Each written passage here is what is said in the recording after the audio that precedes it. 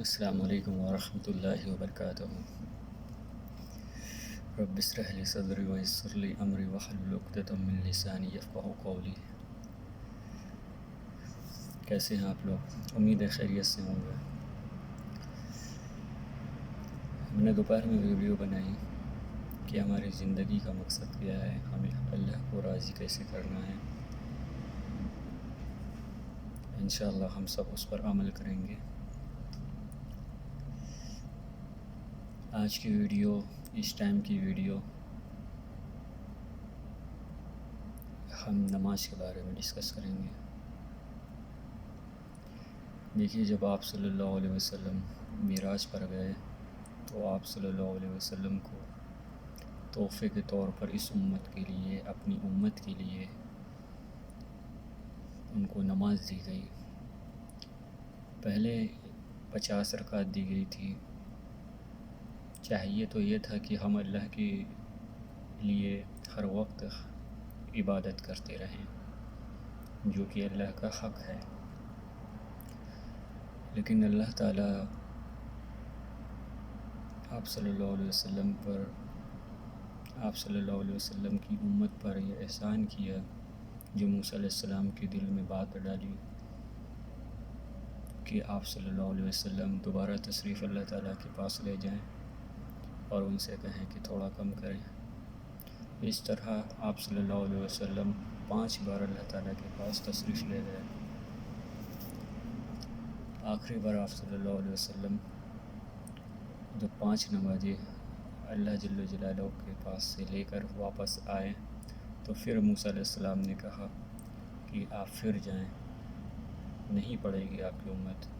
لیکن آپ صلی اللہ علیہ وسلم کو ہم پر یقین تھا اور دوبارہ آپ صلی اللہ علیہ وسلم نے جانا نہیں پسند کیا۔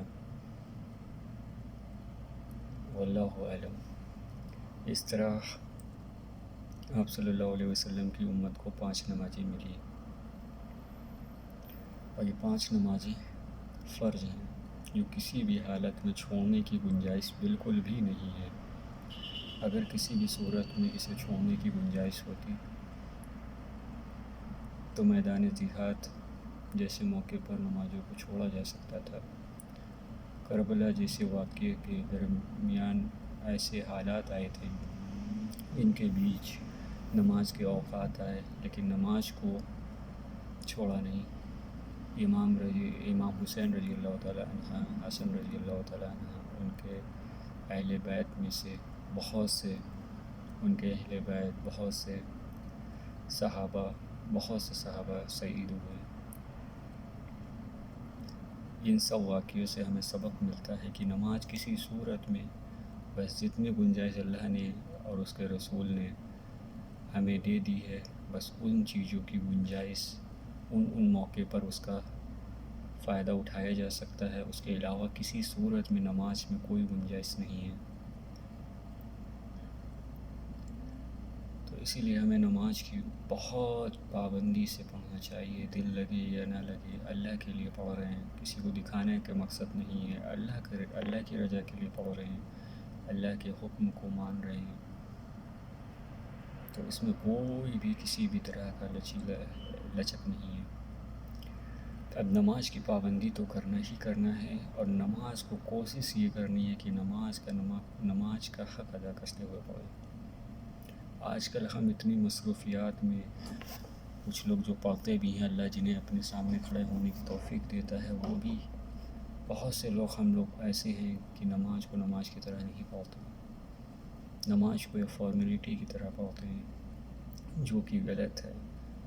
فرض ادا ہو جاتا ہے لیکن نماز کا جو روحانیت فائدے ہیں وہ حاصل نہیں ہوتے، اور اکثر تو ایسا ہوتا ہے کہ ہم نماز ہی صحیح ادا نہیں کر رہے ہوتے ہیں۔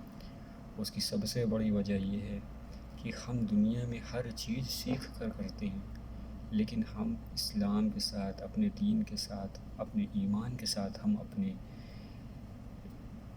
بغیر سیکھے کرتے ہیں۔ فار ایگزامپل، ہم نے کبھی نماز کو سیکھنے کی کوشش ہی نہیں کری، کسی علماء سے، کسی مفتیان کرام سے، کسی اللہ والوں کی محفل میں بیٹھ کر اس کو سیکھنے کی کوشش نہیں کی۔ ہمارے اہل و عیال نے جیسے ہمیں بتا دی نماز کا طریقہ، ہم نے ویسے پڑھتے رہے، اور ان کو بھی ان کے اماں ابا نے بتا دیا۔ اس طرح سے یعنی کتنی پیڑھی تو نماز ہی غلط پڑھتی ہوئی آئی ہے۔ واللہ عالم، اللہ قبول کرے۔ بس نیت تھی، ایک مسلمان کا سارا دار و مدار نیت پہ ہوتا ہے۔ اللہ ان کی بھی نمازیں قبول کرتا ہے۔ جو نیت تو ہوتی ہے اللہ کی رضا کے لیے پڑھتے ہیں، خصوصی اختیار کرتے ہیں، لیکن اللہ ان کی ٹوٹی پھوٹی نماز اپنے کرم سے قبول کرتا ہے۔ تو ہمیں غیب کا علم نہیں ہے، ہمیں جو آپ صلی اللہ علیہ وسلم کا آخری عمل ہے نماز کے لیے، اس کو فالو کرنا ہے۔ زیادہ پیچیدگی میں نہیں جانا چاہیے، جس کو جو مسلک فالو کرنا ہے اس کو مکمل فالو کریں۔ آج کل ایسا بھی ہوتا ہے کہ دیوبندی بھی یا دیوبندی ہیں، کچھ اہل حدیث کے فتوے لے لیتے ہیں کسی مسلک میں، ان کو دیوبندی کا فتویٰ نہیں سمجھ میں آ رہا ہے۔ آج کل ایسے بھی بہت سے ہوتے ہیں۔ آپ جس مسلک کو فالو کر رہے ہیں اسی پر قائم رہے، ٹھیک ہے؟ کبھی کبھی ایسا ہوتا ہے کہ کوئی دیوبندی ہے کوئی انسان، تو اسے فار ایگزامپل طلاق کے مسئلے پہ اہل حدیث کہتے ہیں کہ ایک مجلس میں 3 طلاق کو ایک سمجھا جاتا ہے، حالانکہ یہ سارے امام کے نزدیک 3 کو 3 سمجھا جاتا ہے، چاہے وہ ایک مجلس ہو چاہے وہ کئی مجلس سے ہوں۔ تو ایسے موقع پر لوگوں کی باتوں پہ آ کر، کبھی کبھی تو پتہ ہوتا ہے کہ یہ غلط ہے لیکن لوگ کرتے ہیں، اہل حدیث سے فتویٰ لے کر اور اسے جائز قرار کر دیتے ہیں اور نکاح میں رکھے رہتے ہیں، حالانکہ وہ نکاح نہیں ہے، وہ گناہ ہے۔ تو اس طرح کے اور بھی مسئلے ہیں جن کو آپ جس فرقے کو فالو کر رہے ہیں آپ اسے 100% سارے ہی صحیح ہیں، بس ان میں لوگ کچھ ہوتے ہیں جو ضد ہٹ دھرمی کی وجہ سے غلط راستے پر چلے جاتے ہیں۔ تو ہمیں اپنی عقیدے کے حساب سے اپنی نمازوں کو صحیح کرنا ہے، اپنے علماء سے پوچھ کے، مفتیان اکرام سے پوچھ کے۔ اس کی سب سے بڑی تیاری اگر آپ کرنا چاہتے ہیں تو آپ تبلیغ کی جماعت میں 3 دن مہینے میں ضرور لگیں۔ انشاءاللہ اس کا بینیفٹ آپ کو خود پریکٹیکل لائف میں نظر آئے گا۔ ایکچولی میں ادھر ادھر اس لیے دیکھتا ہوں، میں ریسٹورنٹ میں ہوں، میں ڈیوٹی پر اپنی یہ ویڈیو اپلوڈ کرتا ہوں۔ یہ میں ویڈیو صرف میرا مقصد خود کو سمجھانے کے لیے ہے کہ میرے دل میں بھی یہ بات اتر جائے، تو اس پہ آپ لوگ غور نہ کریے گا کہ میں ادھر ادھر کیوں دیکھتا رہتا ہوں۔ میں کاؤنٹر کے پاس اپنا موبائل ٹیک میں لگا کے یہ ویڈیو شوٹ کرتا ہوں۔ بہرحال ہم سب کو صحیح نماز پڑھنے کی توفیق دے اللہ تعالیٰ، اور کچھ نماز کے مسئلے ہیں جو نماز کے ارکان ہیں، نماز کے فرائض ہیں، نماز کے واجبات ہیں، کن ارکان کو ادا کرنے سے نماز نہیں ہوتی، اور کن ارکان کو ادا کرنا اگر بھول گئے تو سجدہ سہو کن پر واجب ہوتا ہے۔ انشاءاللہ پھر نیکسٹ ویڈیو میں کریں گے۔